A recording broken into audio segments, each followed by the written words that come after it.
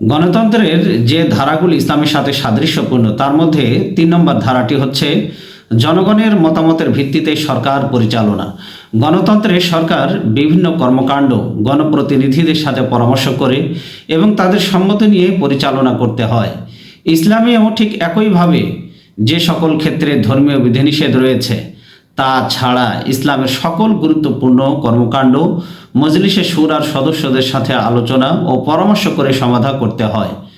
পবিত্র কোরআনে গুরুত্বের সাথে বিষয়টি আল্লাহ সুবহানাহু ওয়া তাআলা আলোচনা করেছেন। আল্লাহ তাআলা তার প্রিয় মুমিন বান্দাদের কর্মনীতির বিবরণ দিতে গিয়ে তিনি বলেছেন, ওয়া আমরুহুম শুরা বাইনাহুম, তাদের কার্যক্রম পারস্পরিক পরামর্শ এর ভিত্তিতে পরিচালিত হয়। অর্থাৎ মুমিনদের একটি অন্যতম গুণাবলী হচ্ছে তাদের কার্যক্রম পারস্পরিক পরামর্শের ভিত্তিতে পরিচালিত হয়। বিশিষ্ট মুফাসসিরগণ এই আয়াতের ব্যাখ্যা দিতে গিয়ে তারা বলেছেন, রাষ্ট্রের গুরুত্বপূর্ণ ব্যাপারাদিতে পরামর্শ গ্রহণ করা ওয়াজিব। তাছাড়া কোনো রাষ্ট্রপ্রধান যদি কোনো সময় নিজেকে পরামর্শের ঊর্ধ্বে মনে করেন কিংবা এ ধরনের লোকদের সাথে পরামর্শ করেন যারা পরামর্শ দেওয়ার উপযোগী নয়, তাহলে এমন রাষ্ট্রপ্রধানকে অপসারণ করা শরীয়তের দৃষ্টিতে অপরিহার্য। এটা বলা হয়েছে তাফসিরে কুরতুবীতে আল জামি লিল আহকামিল কোরআন খণ্ড নম্বর 4 পৃষ্ঠা নম্বর 250। সাইয়েদনা উমর ফারুক রাদিয়াল্লাহু তাআলা আনহু তিনি বলেন, লা খিলাফাতা ইল্লা আন মাশওয়ারাতিন, পরামর্শ ছাড়া খেলাফত হতে পারে না। অর্থাৎ খেলাফত বা আল্লাহর প্রতিনিধি হিসাবে যারা রাষ্ট্র পরিচালনা করবেন তারা অবশ্যই পরামর্শের ভিত্তিতেই মন্ত্রিসভার সদস্যদের সর্বসম্মতিক্রমে তাদের মতামতের উপর ভিত্তিতেই রাষ্ট্র পরিচালনা করতে হবে। আল্লাহ তাআলা তার রাসূল সাল্লাল্লাহু আলাইহি ওয়াসাল্লামকেও সাহাবায়ে কেরামদের সাথে পরামর্শ করে কার্য সম্পন্ন করার নির্দেশ দিয়েছেন। অথচ আল্লাহ তাআলা ইচ্ছে করলে ওহীর মাধ্যমে প্রতিটি সমস্যার এবং এই বিষয়ের সঠিক সিদ্ধান্ত রাসূল সাল্লাল্লাহু আলাইহি ওয়াসাল্লামকে জানিয়ে দিতে পারতেন। আল্লাহ তাআলা বলেন, ওয়াশাবিরহুম ফিল আমর ফাইজা আযামতা ফাতাওয়াক্কাল আলাল্লাহ, গুরুত্বপূর্ণ বিষয়ে আপনি পরামর্শ করুন। ওয়াশাবিরহুম ফিল আমর, প্রত্যেকটি গুরুত্বপূর্ণ বিষয়ে আপনি পরামর্শ করুন। ফাইজা আযামতা ফাতাওয়াক্কাল আলাল্লাহ, যখন আপনি কোনো কাজের চূড়ান্ত সিদ্ধান্ত গ্রহণ করে ফেলেন, ফাতাওয়াক্কাল আলাল্লাহ, আল্লাহর উপরে আপনি ভরসা করুন। এটা বলা হয়েছে আল কোরআনের 3 নম্বর সূরা আলী ইমরানের 159 নম্বর আয়াত। এই নির্দেশের পিছনে একমাত্র উদ্দেশ্য হচ্ছে উম্মতের মাঝে পরামর্শ গ্রহণ এবং এর ভিত্তিতে সিদ্ধান্ত গ্রহণের সুন্নত প্রতিষ্ঠা করা, যাতে তারা সমাজ ও রাষ্ট্রের সর্বক্ষেত্রে স্বেচ্ছাচারের ও স্বৈরাচারের পথ পরিহার করে ইসলামের অনাবিল ও সুন্দর পরামর্শ নীতির আলোকে তারা দেশ পরিচালনা করতে পারে এবং এই পরামর্শ নীতির ওপরে তারা যেন অটল অবিচল থাকতে পারে।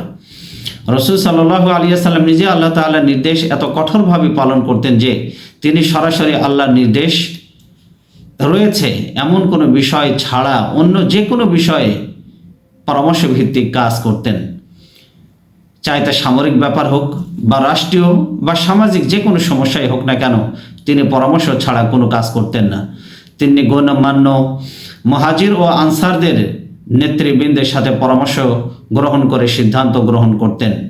সাইয়েদনা আবু হুরায়রা রাদিয়াল্লাহু তাআলা আনহু তিনি বলেন, মা রাআইতু আহাদান কাত্তু, আমি কাউকে দেখিনি কানা আকসারা মাশওয়ারাতান ইল্লা লি আসহাবিহি মিন রাসূলিল্লাহি সাল্লাল্লাহু আলাইহি ওয়াসাল্লাম।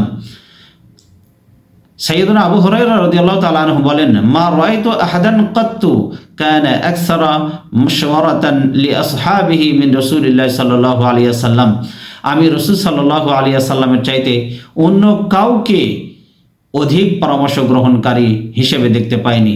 অর্থাৎ সাহাবায়ে কেরামদের মধ্যে আল্লাহ রাসূল সাল্লাল্লাহু আলাইহি ওয়াসাল্লামই ছিলেন সবচাইতে বেশি পরামর্শ গ্রহণকারী ব্যক্তি। তার চাইতে এত বেশি পরামর্শ গ্রহণকারী কোনো ব্যক্তিকেই আমি দেখতে পাইনি। এটা রাসূল সাল্লাল্লাহু আলাইহি ওয়াসাল্লাম বলেছেন। রাসূল সাল্লাল্লাহু আলাইহি ওয়াসাল্লাম তিনি নিজে আরো বলেন, লাউ কুনতু মুআম্মারান আহাদাম মিন গায়রি মাশওয়ারাতিন মিনহুম লা আম্মারতু আলাইহিম ইবনু উম্মি আবদিন, যদি পরামর্শ ছাড়া আমি কাউকে আমির নিযুক্ত করতাম তাহলে উম্মু আবদ অর্থাৎ আব্দুল্লাহ ইবনে মাসউদের কথা এখানে বলা হয়েছে, আব্দুল্লাহ ইবনে মাসউদকেই আমি আমির হিসাবে নিযুক্ত করতাম। লাউ কুনতু মুআম্মারান আহাদাম মিন গায়রি মাশওয়ারাতিন মিনহুম লা আম্মারতু আলাইহিম ইবনা উম্মি আবদিন। নবীজি সাল্লাল্লাহু আলাইহি ওয়াসাল্লাম বলছেন, যদি পরামর্শ ছাড়া আমি কাউকে আমির নিযুক্ত করতাম তাহলে উম্মু আবদ অর্থাৎ আব্দুল্লাহ ইবনে আব্বাসকেই আমি আমির হিসেবে নিযুক্ত করতাম। খলাফায়ে রাশিদুন রিদওয়ানুল্লাহি তাআলা আলাইহিম আজমাইন এই রাষ্ট্রের প্রতিটি কর্মকাণ্ড পারস্পরিক পরামর্শের ভিত্তিতে পরিচালনা করতেন।